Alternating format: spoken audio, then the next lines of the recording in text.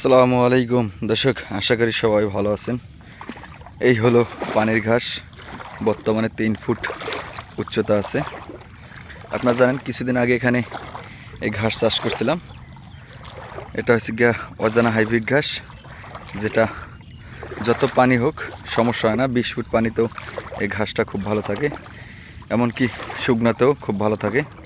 এই ঘাসটা আমি চাষ করছি মূলত আমার গরু খাওয়ানোর জন্য, পাশাপাশি কাটিং বিক্রি করার জন্য। দেখেন এই পুরোটাই। আজকে আবার নতুন করে দেখতে আসলাম, সার প্রয়োগ করার সময় হয়ে গেছে।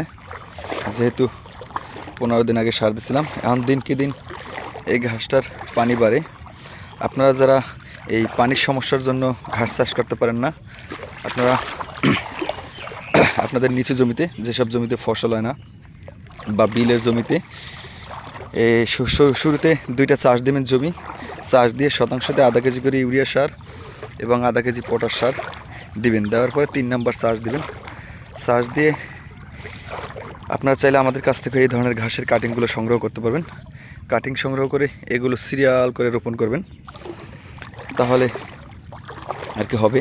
দেখেন এগুলো হচ্ছে জার্মান হোয়াইট হাইব্রিড ঘাস। এটা আমি 2020 সালে রোপণ করছি, এখনও আছে। আর সেই ক্ষেত্রে অজানা হাইব্রিড ঘাসটা 2বার রোপণ করতেছে। জার্মান হোয়াইট হাইব্রিড ঘাসটা চিকন ঘাস, কিন্তু ফলনে বেশি, প্রচুর ফলন হয়।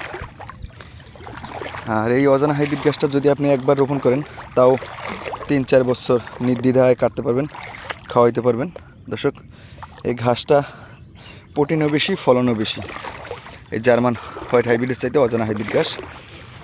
তো যখন ঘাসটা লাগাইবেন, সার ঠার দিয়ে 15 থেকে 20 দিনের মাথায় আবার শতাংশতে আধা কেজি করে ইউরিয়া সার প্রয়োগ করবেন।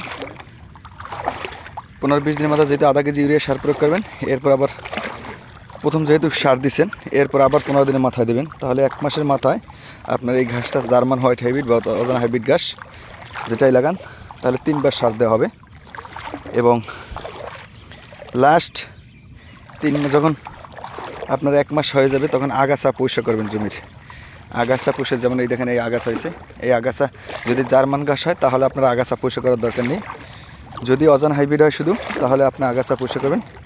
পরিষ্কার করে আবার শতাংশতে 1 কেজি, 1 শতাংশ জমিতে 1 কেজি করে ইউরিয়া সার প্রয়োগ করবেন।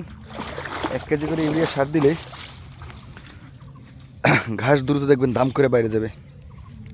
এটা আমার অজানা হাইব্রিড এবং জার্মান হোয়াইট হাইব্রিড।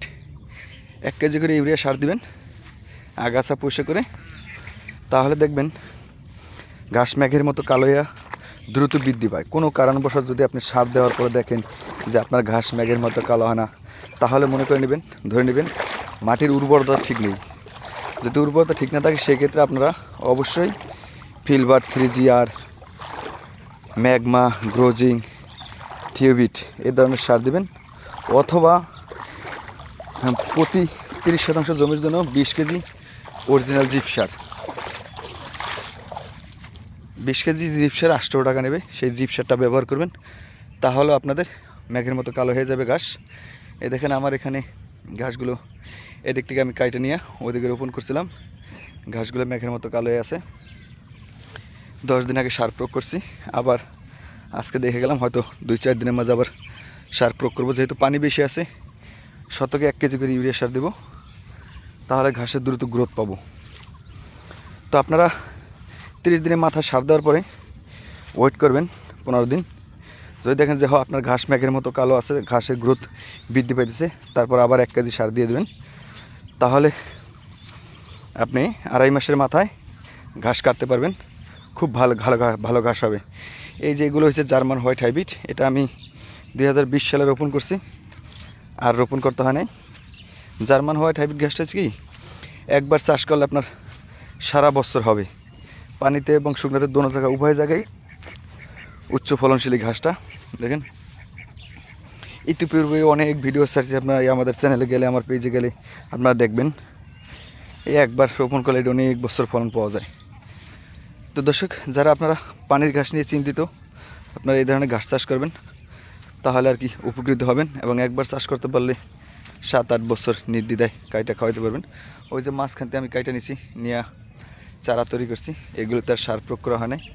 যেহেতু এগুলো আমি কাটিং তৈরি করার জন্য রাখছি, মানে চারা, এই কারণে আর কি সার দেওয়া না। এই ঘাসটার আবার কয়েকটা গুণ আছে, আপনি চাইলে 4 ফুট 5 ফুট পানিতে এই ঘাসটা রোপণ করা যায়, সেক্ষেত্রে চারার সাইজ অনেক বড় লাগে। এটা আমার পুরোটাই ঘাসের প্রজেক্ট। আজকের মধ্যে এখানে বিদায় নিচ্ছি, সবাই ভালো থাকবেন, আল্লাহ হাফেজ।